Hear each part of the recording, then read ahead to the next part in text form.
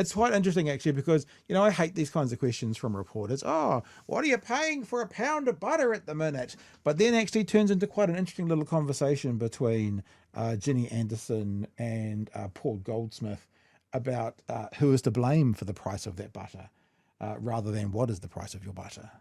What are you paying for butter at the moment at the supermarket? Ginny, you first? $8.50 on special. So you're finding the deal, and Paul? Yeah, well, sometimes it's better. I see that Pack and Save are celebrating their 40 years. You never know. Sometimes it can be a bit cheaper around. I've seen it for $7.50, but it keeps on going up at the It's a free advert from Minister. Well done. moment. So. That's up there with Trump going, I love Tesla. I love Tesla. It's all computer. I love Tesla. 50, but it keeps on going up at the moment. We'll so get it's a pretty bad. $8 for a scone. Not good. Yeah. Why is it so expensive? Well, as you Cost can of see. living crisis. This government have failed under cost of living. If butter is $8.50 and a scone is $8. I think it's something related to global butter now prices. it's global. And now it's a global problem, is it? It's a Get global him, commodity. Ginny! But, It wasn't the case when we were in government. It's one of those things that when the farmers are doing well on that front, it does make it more difficult domestically. Similar with meat. But look, it's a very tough time, and so we're very focused on Why does it doing have to be everything that we way? can to help people, New Zealanders, with the cost of living pressures. But butter is expensive at the moment. You cut wages. Wages have gone down in terms of pay equity, in terms of workers' wages. So they're not keeping up with inflation and they can't buy butter. It's pretty We've unbelievable. got to make a living. That's why getting the tourists back is important. Good God. Okay. Paul Goldsmith So did not tourists, come out of that looking okay. well. Paul Goldsmith, a tourist coming back going to make my butter cheaper? Yeah. No, because the tourism market is not related to the international commodities market, which is where we sell our butter. But yes, this idea that because countries overseas will pay this price for our butter, so we have to pay that price, is insane. I think we've kind of talked it through tonight, actually. Businesses in New Zealand, you don't do this on your own. We all actually help you. So we should get some kickback for that. Fonterra, you don't do this on your own. We, the people, we fund the roads you drive on. There's a lot of tax that goes into your success.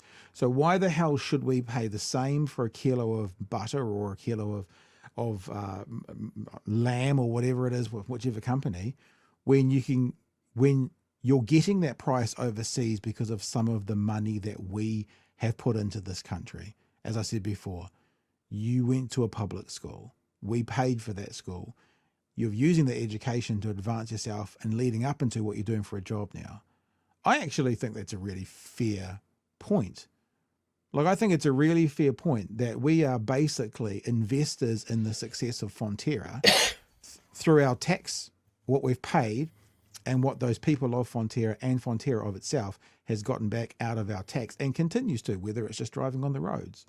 So yeah, that means you're making more money off New Zealanders than off someone in Australia, in China, or in Japan, if it's the same price, because you're also getting all the perks that we pay for that you use in this country, so you're making more off us.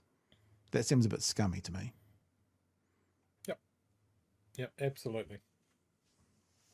All right. Hey, we're pretty much done. I think we've done everything, haven't we? Chantel, cost of living, fairies dying, polls. Yep, those are our 4 stories for tonight. Anything else you want to leave the week with, Chewie? Anything else you want to get out there? No. Oh, actually, maybe one thing. One thing. I promise. I paused this earlier. It's old. It's older data.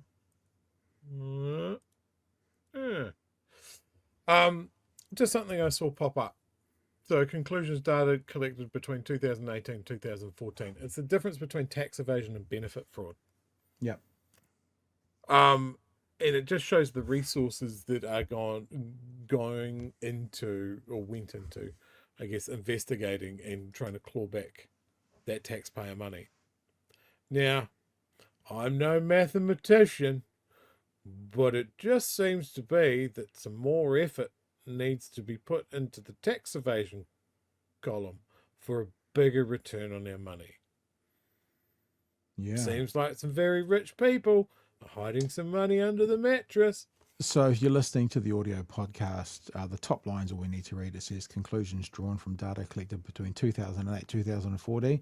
Value of tax evasion versus welfare fraud committed in 2014. Tax evasion, 1.24 billion. Benefit fraud, 30 million. Yeah. Average portion of income earners, benefits, recipients investigated for tax evasion, benefit fraud, 0.01% for tax evasion, 5% for benefit fraud. Average number of prosecutions brought forward in a year, 60 to 80 for tax evasion, 800 to 1,000 for benefit fraud. Average value of offending, 229,000 for tax evasion, 77,000 for benefit fraud. That still feels very high to me for benefit fraud, although it's much less. That's a lot of that's a whack of fucking $300 a week.